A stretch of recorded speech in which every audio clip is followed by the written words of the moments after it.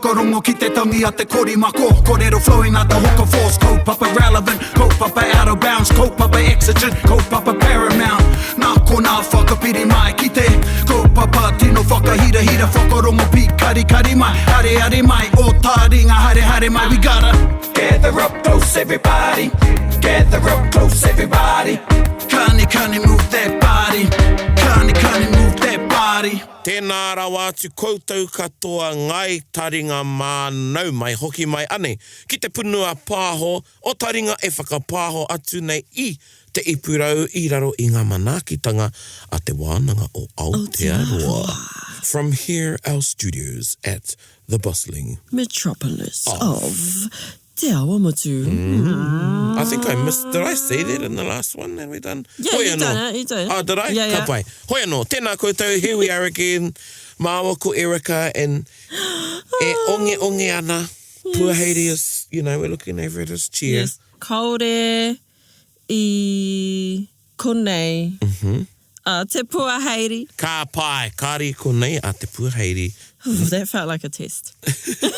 You can swap it around too. Kāre a te puaheiri I konei. It's a bit of a clue e te iwi what's coming up. Hoi anō. How you feeling tuahine? I'm feeling good. Yeah. I'm feeling so fresh and so clean. Ka pai. Well, not really, but yeah. So fresh and clean. I haven't heard that in ages. Hoi anō. Welcome back to, it's kupu time. Kei te pai aho. Ne? Yeah. Kāre koe I te ngingi. Ahua. Oh, ka pai. I te ahua ngingi au, engari kāre au I te ngingi nā nei. Kaore koe I te ngingi. Yes, I've been there's a whole lot of whakakāhore going on, if you haven't noticed, some negation. So, koina te kaupapa kōrero I tēnei rā. But before we get into that, here is a kiwaha with a bit of negation in it. Kiwaha. Whakarongo anei te kiwaha. Kaore e taia te pēwhia. Kaore e taia te pēwhia. O te taia te pēwhia? E taia te pēwhia. Kua rongo te taia te pēwhia. I've heard ka taia hoki te pēwhia is another rendering of it. Oh my gosh. But for now, te iwi, we're going to stick with kaore e taia te pēwhia. So kaore e taia te pēwhia. Or pēhea, depending on how you want to say it. Yeah. Which is cool if you want to say pēhea or pēwhia, kei a koe te tikanga. Which pretty much means... Can't do anything about it. That's right. That's a great translation. Kaore I te koretake. Yes, e hara I te koretake. E hara I te koretake. That's right. So an example of using kāre taia te pēwhia. Oh man, I really want to go to that concert I was talking about. Well, bro, you got no money, so kāre taia te pēwhia. Yeah. Yep. Or maybe you want to help out at something, but you can't make it there because you're in Australia. That's right. Instead of at your marae. Yeah. Kaore e taia te pēwhia. Yeah, kāre taia te pēwhia. You wake up late and you miss that important. Oh, must be because I'm missing snow. Yeah. Saying words like that don't make sense. Yeah, so man, I wish Snowy was here. Do you? Kaore e taia te pēwhia. That's right. Ka pai. Kāre taia te pēwhia. Can't do anything about it. Can't do anything about it. Yeah, wake up late for that. I'm going to try it again. That important hui. Oh, Mr. Hui, kāre taia te pēwhia. Can't do anything about it. So that's the kiwaha e te iwi. Kaore e taia te pēwhia. But when it comes to learning te reo Māori, you can do something that's about right, it. you can do something about it. No excuses. No excuses. There are things, we've talked about that can present challenges. Time poor seems to be, I'm busy. Well, if you dedicate just a bit of time to te reo, that's better than doing nothing. Yeah. Nothing worth having comes easy. That's right. Nō reira e te tuahine, so how this is going to run e te iwi, before we sort of started writing down some sentences. Yeah, because I need to on these ones. Yeah, I think this is definitely something I take for granted as a fluent speaker of te reo Māori, that people do get a bit confused when it comes to whakakāhoretanga or negation, negating a sentence. Yeah. So, for example, if you don't know what whakakāhoretanga is, in English, I am good, and if I was to negate that, I am not good.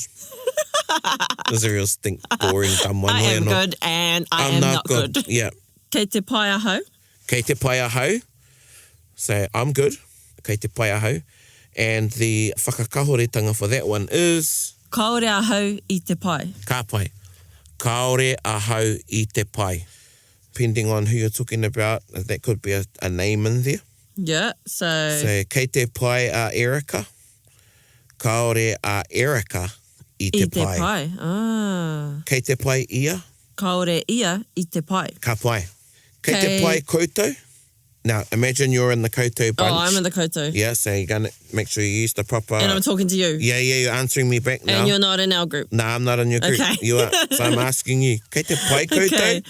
Kaore mātou Yes! I te pai. Ka pai. So there you go, e te iwi. There's some examples of that particular sentence. But what about when we change the kei te to e ana? Ooh, yes. And the e ana structure. E pai ana ahau? E pai ana ahau. Kaore e pai ana ahau. Kare ahau. Ah, e pai ana. Yeah. Kaore ahau e pai ana. It's the same as the kei te, the ahau, the name, the tuingoa comes after the Oh, so kaore. you can't switch up those ones. Like, you know, sometimes how you can... Kare ahau I te pai, kaore I te pai ahau. Kau. Kare ahau e pai ana, kaore rātau e pai ana.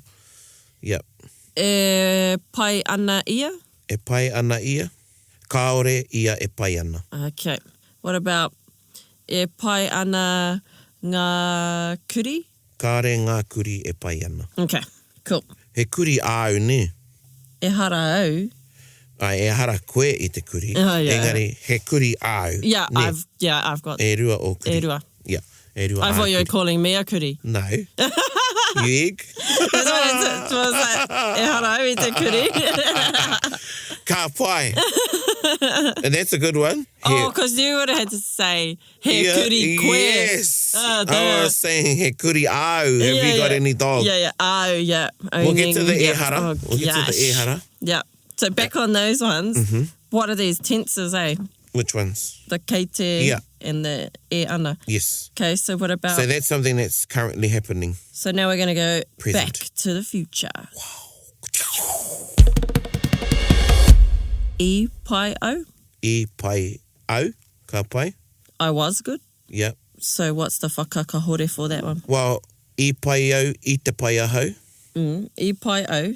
I te pai ahau. Kāre ahau, I pai. So is that whether you use e pai or I te pai? I te pai au, saying I was good. I pai au. Yeah, same. I Yeah. te pai ahau, I pai au. Yeah. In that context, e pai ana. Yeah. Yeah, I was good. Yeah. Yep. But the whakakāhoretanga would be always that same structure, kaore I au think- I pai. I think I pai ahau, meaning I pai taku noho ki reira. So Yeah. let's take it there. Kāre I pai taku noho ki reira. I pai ahau. I te pai au. I was feeling good, right? Yeah. I te pai ahau, I was feeling good. Yeah. I pai ahau, I was good. You know what I mean? Oh, yeah. Yeah. So there are And then, sorts of differences. slight differences, yeah. And then the negation whakakaore was kāre ahau I pai. I wasn't good. Yeah, for both of them. I pai ahau, I te pai ahau, kaore au I pai. Kāre ahau I pai, yeah. Okay. So what about for kua? Kua. Would you say kua pai ahau? Yep. Okay. Yeah, I'm good now. Okay. You know, like, are you okay? Like, e pai ana koe? Yeah, kua pai ahau. Kua pai ahau. I'm okay now. Like, depending on the context. Yeah. Like, there's inference there. Like, you're inferring that something's, you know, and that'd be aware of Changed the to context. make you good yeah. now. Yeah, like, oh, e pai ana koe? Yeah, kua pai au. I'm Yeah. good now. Okay, cool. Yeah. Kua pai ahau. Kua pai ahau, or I'm not good now. So that'll be the negation. Yeah. So I'm good now, and negation would be, no, I'm not good yet. Not good yet. Yeah. Kāre anō au kia pai. Kaore anō au kia pai. Yeah. Kia, so you're not good yet. Yet. Yeah. Kāre anō kia pai. I've just had a brain explosion. Kua hina tore. Hallelujah. Kāre anō kia kai. Have you had a kai yet? I haven't eaten yet. You can just say kāre anō, not yet. Yeah. Right? Kāre anō, standalone. Kāre anō. So just by putting the anō on there, I was like, yeah, not yet. Not yet. Have you seen such and such? But you're Kare going anō? to. If I was just to say kaore, nah. No. Kare anō, not yet. Right? Yeah. And then, okay, kua kite koe I aia, so now I'm extending it. Kua kite koe I a hone, Have you? kare Did anō you au see kia hone? kite I a hone. I haven't seen hone yet. Okay. Yeah. Right? Yeah. That kia or kia. Just yeah. I get it now. Kare anō au kia haere ki Afrika. I haven't been to Africa yet. Yeah. Engari, he enei tau nei ka haere ki Afrika. Mm-hmm. Right? Yeah. So, yeah. Feeling quite proud of myself. Yeah. Cool. So, I'm going to test you then. Oh no. Okay. Kua tai koe ki Peru. Kaore anō ahau kia tai ki Peru. Yeah. So I haven't been to Peru yet. No, I haven't, but I want to. Me too. Yeah. One day. Kua tai koe ki Afrika ki te tonga. Kare anō au kia tai ki reira. Oh, tricky. Ki reira. Yeah, put a reira in there. Yeah, that's an easier way than saying the whole name. It is, and just a little thing to remember when you use reira, you can only use it after you've mentioned the place has been mentioned. Because the reira would be referencing whatever has just been mentioned. That's right. Just like with taua, eh? Yes. Yeah. Taua and aua. What about Tērā puka puka. Which one? Taua puka taua puka. puka? Yeah. Yeah. But with the reira is a direction, right? Yeah. There. So on the phone, if you're on the phone, it's not right to say when you ring someone, oh, kia ora, and then you go, oh, kei reira a. Because that person hasn't been mentioned. Yeah. Like ring up, oh, kei Or that reira. place. Yeah, kei reira hone. Maybe if you ask where Kei ko nā they hone. were there, Yeah. or if they're there, Yeah. then you could say it, eh? Yeah, or they might say like on the phone, like, oh, he was here, and then you say, oh, I reira ia. Oh, yeah. See, because they mentioned it then. You know what I mean? Yeah, Yeah. I know what you mean, yeah. Ka pai. So we'll just recap those. So, kei te pai ahau, kaore ahau I te pai, e pai ana ahau, kaore ahau e pai ana, I pai au, kaore au I pai, and then the same for I te pai ahau, kaore au I pai. And it doesn't matter if you use ahau or au, eh? Yeah. No. Erua. Kua pai ahau, kaore anō kia pai, Yeah. And if you want to stick the au in there, how would you say it? kaore anō ahau kia pai. Ka pai. And then ka pai ahau, kaore e pai ahau. Change it. Oh, Remember? kaore ahau e pai. Yeah. Okay. Yeah. No, I'm not going to be good with that. Yeah, but so the it's e in the ka one, eh, because it's future. That's right. Yeah, cool. Just checking. Yep, ka pai. So, ka haere koe ki tāmaki. Ka rea hau e haere ki tāmaki. Right? So, are you going to go to Auckland? No, I'm not going to go to Auckland. Yeah, Ka kite koe I aia, will you see him? Ka rea hau e kite I aia. I won't see I him. won't see him. Yeah. Ka kōrero koe I te hui. Will you speak at the meeting? Kaore ahau e kōrero ki te hui. Yeah, ka pai. What about when we go into the kataia sentences? Ooh, okay, so now just so everybody knows, and I'd be correct in saying that a lot of you, koutou mā, e te hunga whakarongo ki a Taringa, I like to say that we have our casual listeners that sort of like, listen to stuff and, just pick up whatever. And then I know there's a lot of listeners out and may not be actually on a te reo journey yet. Well, no, they are, because if you're listening to Taringa regularly, you're on a te reo journey. Yeah. Right, this is part of it. Okay, but you may not be on a course or learning te reo formally in a situation or, so then we have the listener that, listens out for the reo stuff and they're actually doing a course, or they could be, and when I mean course, could be at Te Wānanga Aotearoa or Awanuiarangi or Raukawa or any of the university, anywhere. Tarangi, or using Scotty's books, so that's a course. So for the others that wouldn't know, we're talking about taia, which is your ability to do something, your physical ability. So taia. So it's treated as a passive, and I'm not going to go too much into passives because you can look that up, arere hāngu. So it's treated, the rules that guide us in using passive sentences, rerenga hāngu, are the same for te kupu taia. Oh my God. But the they taia, are. but taia is actually its own word. It has its own mana. It's not actually, you know. It's not a kupuhangu. Yeah, taia is not the passive of tai. Tai, yeah. Right? Ka pai. So, Oh my gosh. Another hina tore moment. Oh, man. yeah, and just one for, and I know a lot of you know, like, with passive words, you can't say me. So you can't say me patua. You can say me patu, you know, you can't say hey. But with taia, you can say me taia. Like as in you should? Yeah. Oh, okay. You better be able to do it. You better. Yeah. Me taia e koe. Okay. Yeah. Anyway, back to... Do we need to just touch on those rules around... No.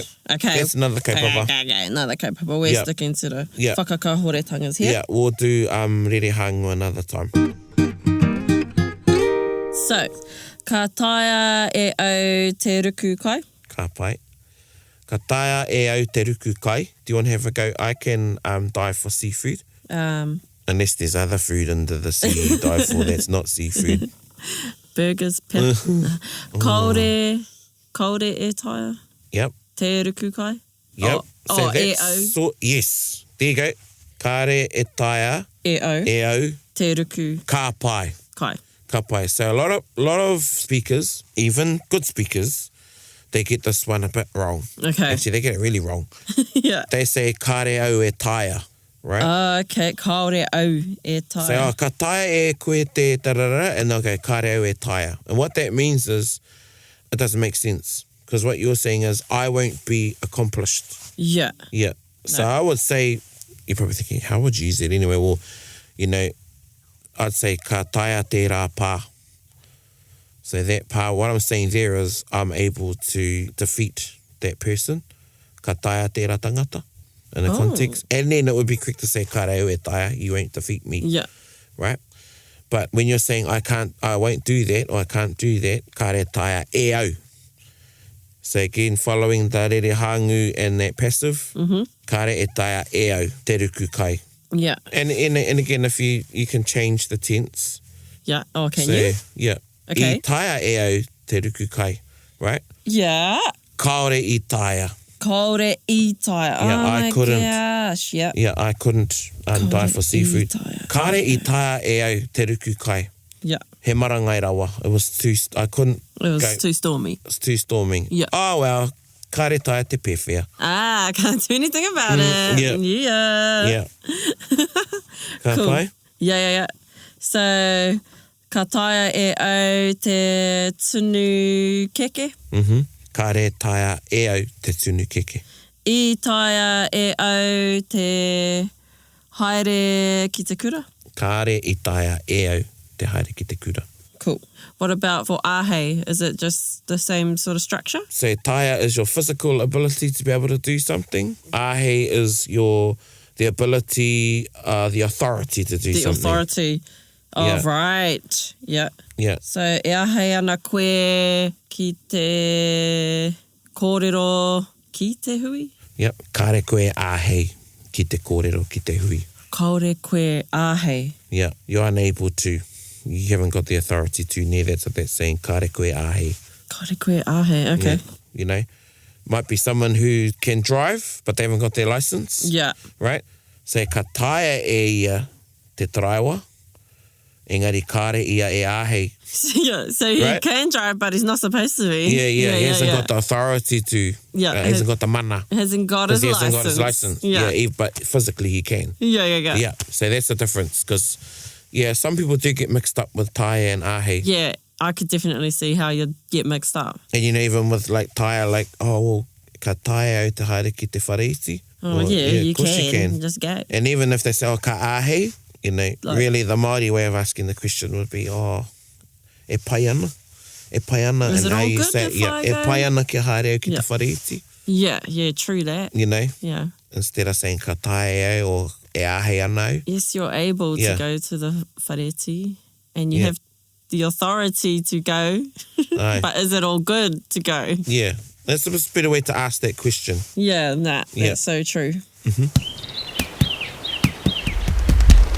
What about nōku tēnei waia? So now we're on possessives. Possessives, yeah. So nōku tēnei waia, right? Yeah. E hara tēnei waia I au. E hara I au tēnei waia. Yep, I just got that. Okay. So you wouldn't answer back with e hara nōku because It's not it's not yours. It's not completely wrong to say e hara nōku, but you wouldn't say like nōku tēnei waia. How in the short would be e hara nōku. You could say e hara nōku tēnei waia, but that's not really. Yeah, most speakers would use the e hara I au. Yeah, E hara I au tēnei waia. Yeah. What about if you go māku tēnei waia? Would it change the reply? Kaua māu. What? Or you'd say e hara I te mea māu tēnā waia, or you'd say kaua māu tēnā waia. Okay. Yeah. So no, it's not for me. Yeah. Okay, I'm just writing those ones down. Can you explain them to me, please? Well, one's past tense and one's future. So one's, or not past, but now. And one's for. So it's a bit different. Yeah, no is belonging to. Yeah. And actually, you wouldn't even use nōku for waia. So all of those are all people out there. We were doing a trick question. So nāku tēnei waia, because he mea. Ah, yes. Nāku Okay, nāku tēnei waia. Yeah. E hara I au tēnei waia. Yeah. Okay. Māu tēnei waia. Ne? Yeah, māu tēnei E hara I waia. te mea māu tēnei waia. Or kaua māu tēnei waia. Kaua mau tēnei waia. What's the difference between all these words? Kaore, kaua, kore, kareko, Well, kahore. kaua actually means don't, but kaua, when you're negating a mā, that's the kupu you use in the negation, in the whakakāhoretanga. Okay. If you're not going to say e hara I te mea, yeah. Okay, so if you're negating a mā, you use kaua. Yeah, Māku tēnei waia. Kaua mau tēnei waia. yeah. Cool. So again, nō koutou, nō rātou. What about this one? Nō tāmaki ia. E hara, Yep. ia, Yes, no tāmaki? close. E hara ia I tāmaki. Oh, e hara ia I tāmaki. Or I'd say, nō Ngāti Raukawa ia, e hara ia. I Ngāti Raukawa. Well, that's different. Now you're saying, it's a thing, say, hara ia ia. It's not a Ngāti Raukawa, really. Hara ia ia Ngāti Raukawa. Yeah. So let's go back to the e hara, Yeah, right? yeah. So, he tāne koe? E hara au I te tāne. That's right. Okay. Yeah, So I'm not a man. yeah, I'm not Well, a you're man. not. I'm not a woman.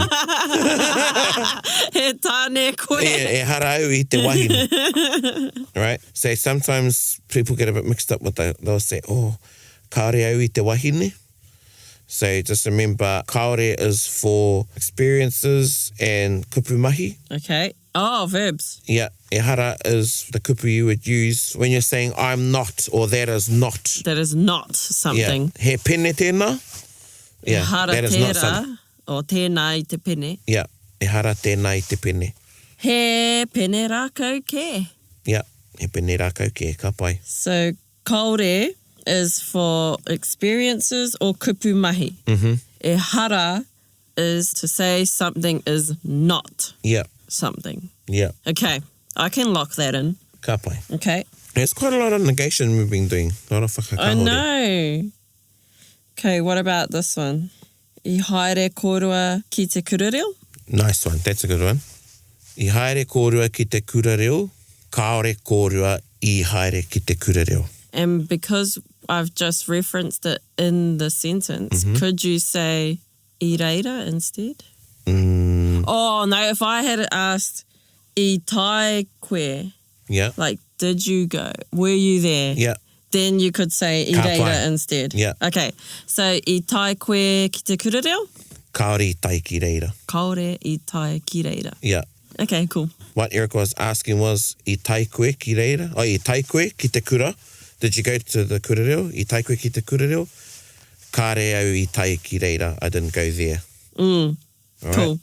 Yeah. Kare au I tai ki reira, kare au I tai ki te kurareo. Okay? Yeah. Now you ka can pai. see, just with the I, it's past tense, it's Yeah. saying I didn't go there. I haere ki te kurareo, as opposed to kare ahau. What would kare ahau I te haere ki te kurareo mean? Kaore ahau Kare- I te haere. Mhm. I didn't go to the kurereo. That's the first one. Or the Okay. other one we're talking about. Okay. Kare ahau I haere ki te kurareo. I didn't go to kurereo. Yeah. Kare Okay. ahau I te haere ki te kurareo. No, I am not going Yeah, to I'm kurereo. not going to the kurereo. Ka pai. So I just okay. wanted to show that with a te in there or Yeah. not, so kaere hau I haere ki te kurereo, I didn't go.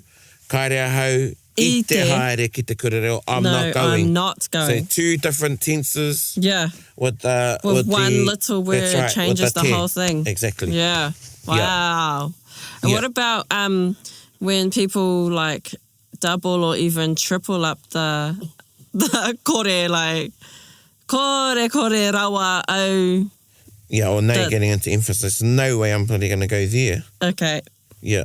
So what would the sentence be? Are you going to Miri's place? Oh, no way, I'm not going there. Kore rawa atu au e haere ki reira. That's like, it's not really a negation. It's saying, oh, there's no bloody way I'll go there. Yeah. Yeah. Kore rawa atu, no way, not on, no show. Yeah. Yeah, Okay. it's a bit different. Yeah. Just checking. Yeah. But e kore is another, No? or e kore koe e haere ki te kurereo, you won't, Yeah. okay? That's a bit, You won't be going. Yeah. Oh, so like Yeah.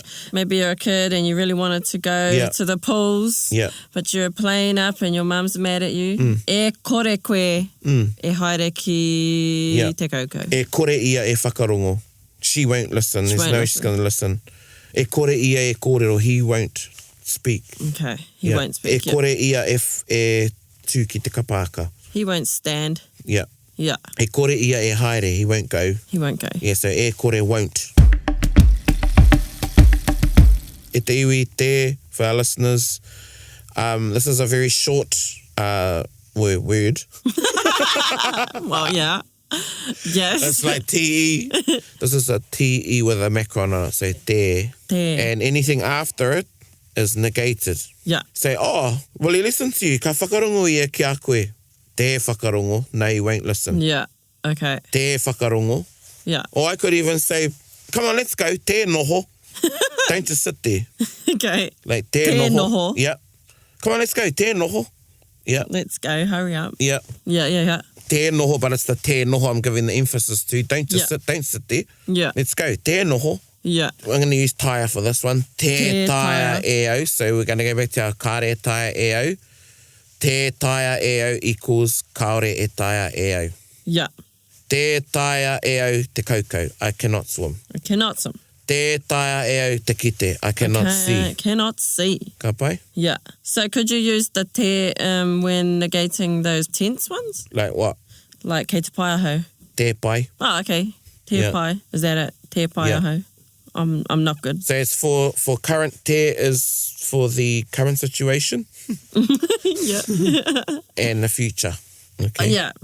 Yeah, because it's like... And depends what kupu you put around it. It's a bit of a tricky one, te, and you don't really start learn how to use te and start using it till you sort of developed your skills a Yeah. bit more in te reo. Yeah. Because like, oh, I haere ki reira, oh, did you go, did you see hone? Oh, I haere ki te hui, te ki te iaia, couldn't see him. Couldn't see him. Yeah. Ne? Te ki te. Yeah. Yeah.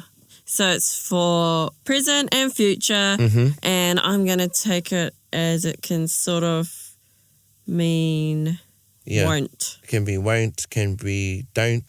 Can Don't. be, like I said, te noho, don't sit there. Don't sit there. Yeah. Okay. Te kitea, can't see it. Well, Can you see that thing over there? Te kitea, te ki te. can't see it. Yeah. That's Can you hear that's, me? That's a short way. Yeah, te rongo. Te rongo. Yeah. Can't hear you. Or they even listen to him. Te whakarongo. Yeah. I've You know? heard that one. Okay. He's te whakarongo. Yeah. Yeah. Well, I think ka nui tēnā. yeah, ka nui tēnā. I won't keep making this list longer. It's good though. It's a good kaupapa kōrero. Yeah, whakakāhore and there's kupu whakakāhore. It's a good kaupapa. Yeah. Yeah. Yeah, something that I definitely need to drill in, and probably a lot of listeners out there trying to wrap their heads around it too. Yeah, and any sentences that are bamboozling you to negate, like whakakāhore, they maybe send them in. Yeah, any Yeah. sentences that you're having trouble with. Yeah. Or any other questions around negation, and we might be able to find, I know sometimes we find sometimes in the episodes to answer maybe one question. Yeah. So yeah, we'll have a look at them. But I think ka nui tērā. Yeah. Ka nui. Mō ngā mahi whakakāhore. Anei te waiata from te kōpai pūro wairere. So these were some CDs that Te Wānanga Aotearoa produced a long time ago, maybe 20 years ago, for Te Ara Reo. There's some cool waiata on there. Yeah. I think Pania wrote a lot of these waiata, and I think she might be singing some of them. Of course she did. Yeah. Hoi anō, anei te waiata, and e hāngai ana ki te kaupapa, ko te ingo te waiata, ko Kore rawa. Kore kore rawa. Te opene ko titi. Haere. I te kaupapa. Kore kore rawa. Te opene ko titi. Haere. I te kaupapa. Tu kaha tu maia. Tu mana wanui e. Tu pakari tu tangata e.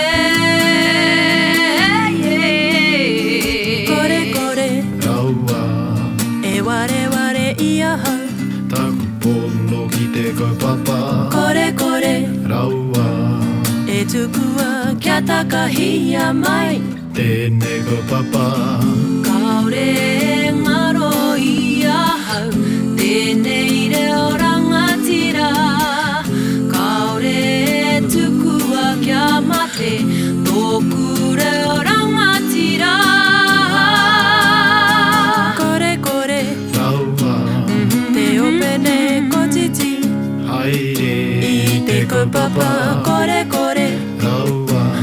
Te opene ko titi. I te kaupapa. Tu kaha tu maia.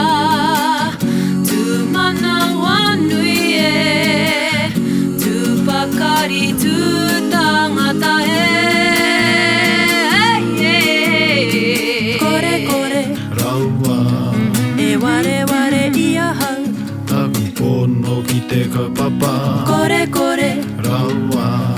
E tukua kia takahia mai. Tēnei kaupapa. Kaore ngaro ia hau. Tēnei reo rangatira. Kaore tukua kia mate. Tōku reo rangatira. Kore kore rawa. Te opene ko titi. Haere. Kore kore rawa. Te opene ko titi. Ko titi. Kore kore rawa. Like that background, Kore, kore, backup singing. rawa. Yeah, that was pretty cool. Yeah. Striving song. Yeah. Yeah, and I must admit, first time I've heard it. Same. Kore rawa au e Tawa, tawa. tito e rūkau. I tēnei wā. Hoi anō e te iwi, hope you enjoyed that kupu mō ngā kupu me ngā rerenga whakakāhore. Again, jump on our Facebook page, leave a karere. We're also on Insta. Yep. What's our Insta? Our gram? At Taringa Podcast. There you go, at Taringa Podcast. And share the kaupapa, share the love. Yep, Get tag it out there. us. We love it. That's right. And let people know that don't know about Taringa. We're on Spotify. We're on Apple Podcast. We're on Podbean. There you go. Atu I tērā, ko māua tēnei e mihi atu nei. Yep. E kore e mutu te aroha. Nō reira noho ra mai koutou wherever you are sitting or lying or driving or whatever you're doing. Hei ko nā mai rā. Hei kona.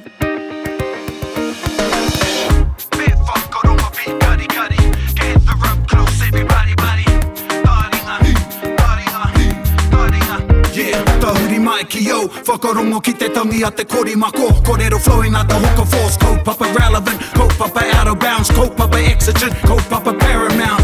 Nā ko nā whakapiri mai ki te kaupapa tino whakahira whakarongo pi kari mai. Hare mai, o Taringa hare mai. We gotta gather up close everybody. Gather up close everybody. Kani move that body. Kani move that body. Taringa, he mea tuku nā te wānanga o Aotearoa.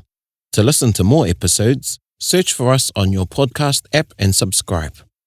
Taringa, whakarongo mai.